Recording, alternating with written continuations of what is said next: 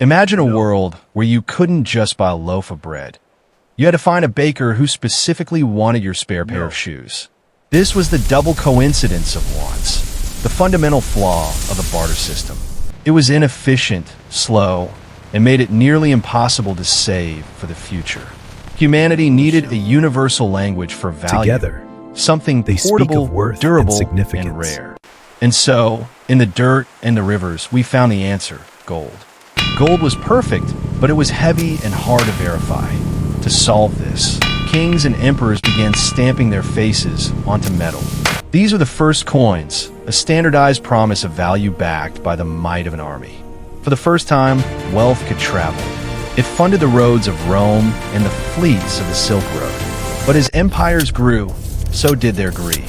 They began clipping the edges of coins, the world's first taste of inflation. The gold remained, but the trust began to flicker. The stage was set for a new kind of magic: paper. Carrying bags of gold was dangerous and impractical. So 11th century China and later European goldsmiths offered a solution: the receipt. You leave your gold in a secure vault, and we give you a slip of paper proving it's yours. Simple, safe, revolutionary. Soon, people stopped withdrawing the gold altogether. Why bother? The paper itself was easier to trade. Banks realized they could issue more paper than they had gold in the vault. This was the birth of fractional reserve banking. Money was no longer just a commodity you found. It became a system of debt and trust. In the late 20th century, the printing presses slowed down as money made its final leap from the wallet to the wire. Credit cards and digital ledgers turned your life's work into a string of ones and zeros stored in a server farm.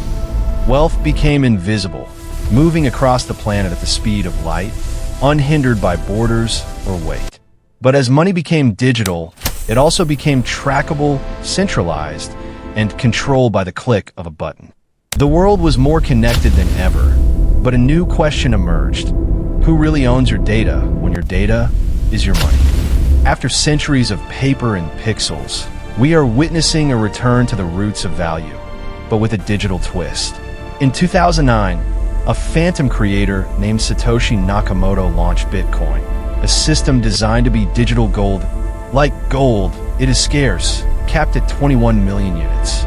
But unlike gold, it can be sent across the world in seconds with no middleman. We are entering the era of decentralized finance, where the pulse of the global economy isn't controlled by a bank, but by the people. The history of wealth isn't over. It's just moving from the vaults of the past to the code of the future.